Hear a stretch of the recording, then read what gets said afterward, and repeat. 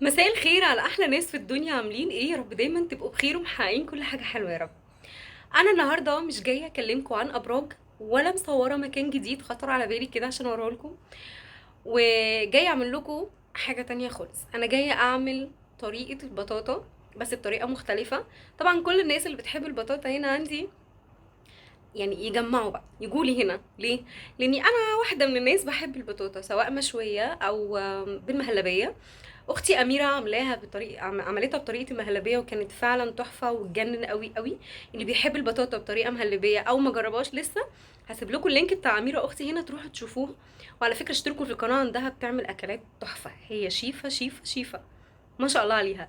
انا انا بجرب يعني انا دايما بحب فئه التجارب مش اكتر.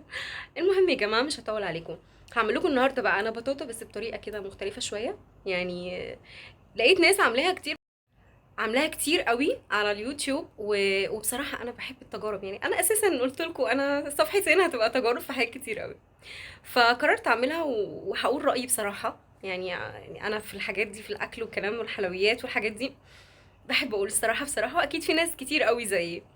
ما فيهاش مجامله، الاكل ما فيهوش مجامله. بس فانا هعملها وهقول لكم بقى الخطوات وكده. وانا بجد يعني سوري على المنظر اللي انا طالعه بيه ده، شعري ما علينا، انتوا مش غراب يعني، ما علينا، اصلا انا عامله حمام زيت كده يعني. المهم يلا بينا بقى عشان اروح اعملها واقول لكم الخطوات كلها. وما تنسوش بقى بجد، ما تنسوش بجد تشتركوا في القناه وتفعلوا الجرس عشان يوصلكوا كل جديد.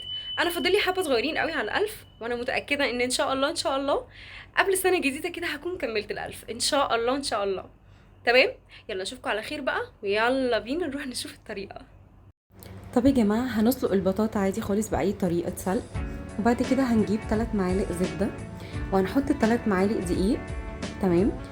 وهنديهم تقلبتين كده على نار هادية لحد ما الدقيق يبتدي كده يطلع ريحة كده مع الزبدة، ريحة حلوة كده، تحسوا ان هو بدأ يتحمص شوية، بس مش اتحمص قوي، بس بدأ يتحمص كده، ريحة جميلة نفس طريقة البشاميل اكيد طبعا في ناس كتير قوي عارفاها. وهنديله كده كام تقليبة على الهادي. خلاص انا شايفه ان هو كده بدأ معايا يبقى تمام قوي. هجيب بقى لبن وهحط اللبن عليه. تمام. وهديله تقلبتين كده، لو حسيت ان هو محتاج لبن عادي ممكن ازود. انا زودت شويه تاني عشان ما يبقاش تقيل قوي البشاميل بتاعتي. هو بصراحه انا جايبه نص لبن، يعني في ناس بتحب الكميه بالظبط، بس انا يعني خليها على البركه بصراحه. هنا بقى حطيت سكر بودر، ممكن تضربوه في الخلاط عادي، وفانيليا. الفانيليا اهم حاجه على فكره، الفانيليا انا بحبها في كل الحلويات، ما اعرفش بتدي ريحه كده وطعم خرافه. وبصراحه انا بكتر الفانيليا شويه، ما حطيت فانيليا كتير مع سكر البودره بس. هنا بقى هروح اشوف البطاطا بتاعتي، لقيتها خلاص اتسلقت وبقت جميله وكل حاجه. هجيب بقى البايركس بتاعي وهبتدي احط شويه من البشاميل بتاعي على البايركس بتاعي من تحت. خلاص انا وزعته والدنيا تمام. هروح بقى اجيب البطاطا بتاعتي واحطها.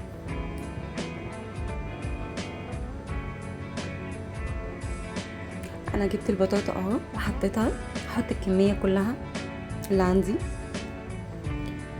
كده. انا حطيت الكميه بتاعتي كلها. هبتدي بقى ان انا بالمعلقه او باي حاجه معاكم، على فكره ممكن بكوبايه او ممكن باي حاجه عندكم من الادوات اللي بتهرسوا بيها مثلا. انا يعني انجزت في الوقت، ما عنديش خلق بصراحه فهرستها بالمعلقه عادي خالص، وقعدت اهرس فيها خالص لحد ما اخليها تتساوى زي ما انتم شايفين كده. اتساوت معايا والدنيا بقت كويسه خلاص، ووزعتها بشكل حلو يعني في كل النواحي. هبتدي بقى ان انا اجيب البشاميل بتاعتي وحطيتها عليها. خلاص حطيت البشاميل بتاعتي، الدنيا تمام. اوكي.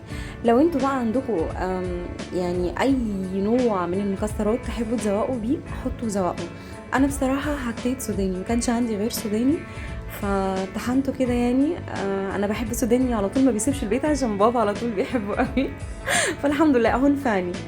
فجبته خلاص كده وزعته على الصينيه بتاعتي من فوق خالص.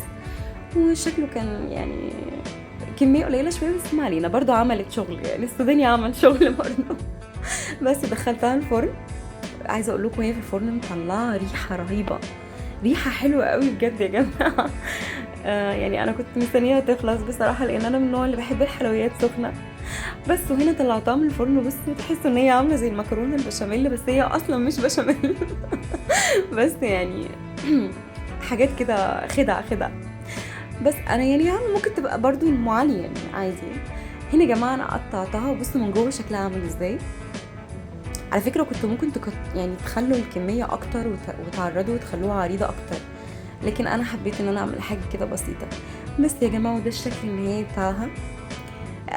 ما خدتش وقت خالص خالص خالص، يعني ماكسيموم 20 دقيقه. والفرن مثلا يعني ممكن 25 دقيقه بالظبط وكانت خلصانه. طب بجد يعني انا عايزاكم تعملوها، عايزاكم تجربوها بجد يا جماعه، طعمها حلو قوي ومختلف و... يعني كتروا انتوا بقى من المكسرات لو عندكم حاجات كتير قوي. انا بصراحه ما كانش عندي غير سوداني فحطيت قطعت يعني كسرت كده سوداني وحطيته عليها، لكن بامانه بجد انتوا لو عندكم اي حاجه تانية حطوها يا جماعه، بجد تحفه تحفه تحفه تحفه، حلوه قوي قوي قوي ومغذيه جدا.